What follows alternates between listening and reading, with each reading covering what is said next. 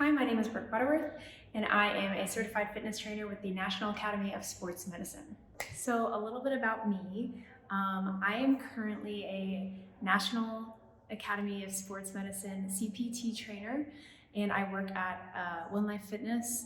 I do part-time acting, part-time modeling. I'm just really passionate about helping people live longer, having a healthy social life, an active life. It wasn't always that way. Actually, here is a picture of me in high school, and I had two different looks. So I was told by actually really all the kids on the playground that I was too skinny, and I never felt normal in my own skin. I felt like the other. I felt like a loner. And then in high school, your hormones are just changing and fluctuating, and you hit puberty and whatever. And I was told by my track and field coach that I was fat. And he put me on a carnivore diet, and we trained on the off season to get me the scholarships for high jump and stuff. So I didn't really know what was healthy. I just thought you train your ass off, you work really hard. If it hurts, you're doing it right. So when I eventually found out that I don't want to do track and field because I'm not good enough to go to the Olympics. So if I'm not good enough to go to the Olympics and I'm not going to be that much of a qualifier for A1 colleges, then what's the point? So I ended up quitting after junior year because I was up against the #1 in the state after training my butt off off season. And I didn't go to state because I was against the #1 girl in sectionals. So I was like, I'm done. I know I'm not gonna do this as a career, so what am I actually interested in? And I was interested in film and theater. So what I did was I would go to school, come home, just do a really intense Julian Michaels yoga video. I know it sounds stupid, but it was let's do chaturanga push-ups for 10 whole minutes. It was insane. But what I ended up doing is not eating enough for what I was training the same workout program every day, and then I dislocated my left shoulder, which was not good. And I only found out years later that I dislocated it. So I even struggle with rehabilitating it to this day. My coach is working on that with me. I'll get into that later. But so I ended up going to college for acting and theater and film. Loved it, thought it was awesome, but I knew that fitness was in there. I was acing, I was at a liberal arts college, so I was acing all of the fitness classes, and I was loving it, and I was maybe I should be a personal trainer. And I ended up not doing it because I was told that's almost as hard as acting to get paid and make money. So I ended up not doing it. And then I found out that my backup, which was working in film as crew, cinematography, I'm not really a technical minded person. I'm just not. So I ended up focusing more on just the acting part. Sorry, there was an alert on my phone and then I got cold. So it's 36 degrees here today. I was just filming a modeling video, which is why I'm dressed like this. Normally wouldn't be this way on camera. So basically, when I was in college, I was just a binge eater, because when you're in high school and we're growing up and you're not out of the house yet, you can just take what's going on from your childhood and take in your surroundings. And for me, I'm a very empathic person. So anything that was happening around me, I took it very much on myself.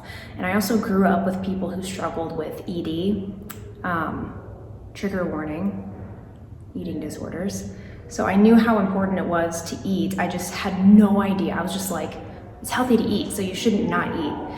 What I started doing in college was I looked into the Daniel fast, not because I thought I needed to lose weight. I was just deathly afraid of the freshman 15 for some reason. I didn't want to lose my fitness entirely. And I did the Daniel fast, which is just eating basically no meat and non-processed foods. It was really hard, but I did it for 3 months, and what changed was my taste buds. Like fruits became like candy to me. I ate when I was hungry, stopped when I was full, and basically the binge eating mentality or emotional eating was somewhat fixed for me.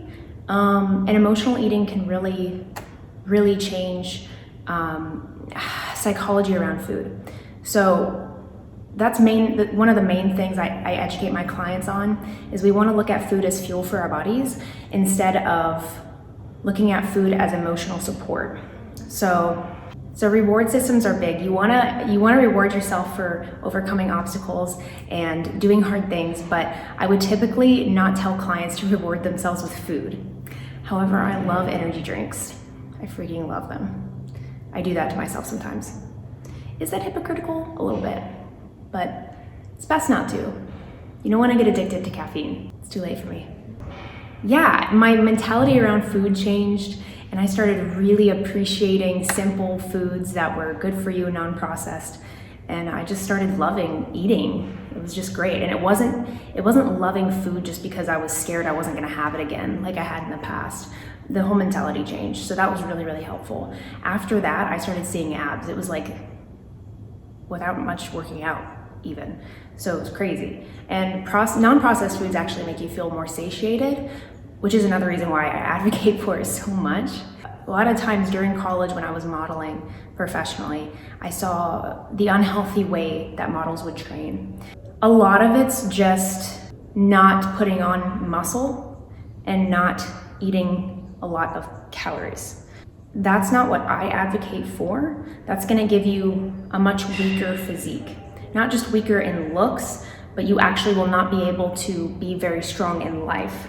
I started educating myself. I started looking online. I started following fitness people who were either had a ton of experience or certified fitness trainers. And I started falling in love with the scientific literature of fitness. So after college, I kind of just kept it up.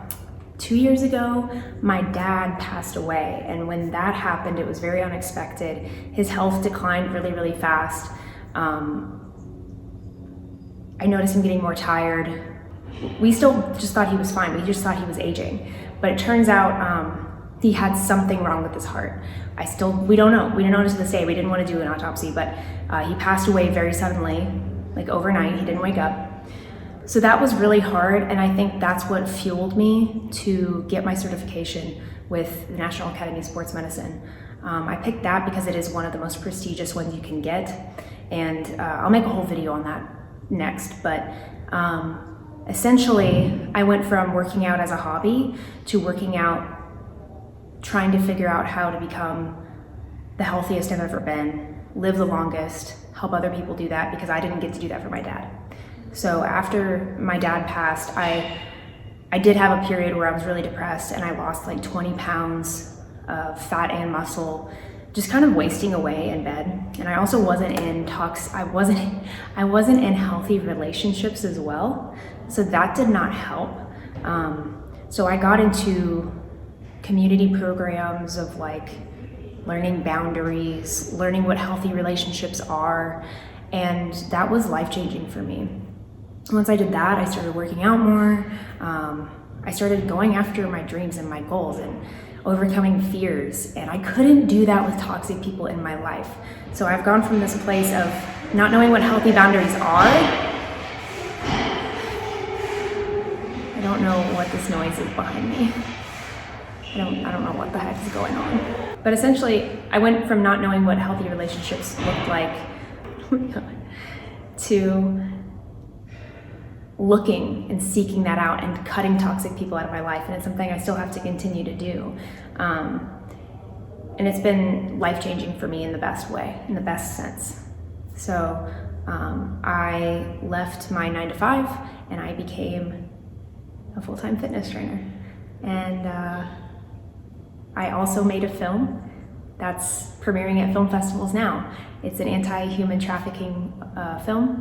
It's human trafficking awareness, and we made it through a nonprofit that I helped create called Acting United Inc.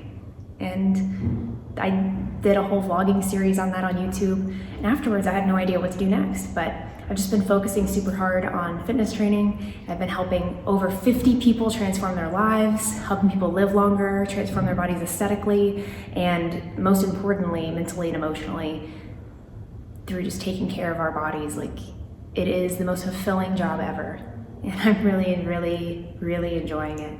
I'm going to be sharing fitness secrets on here so that I can help as many people as possible transform their lives, live longer.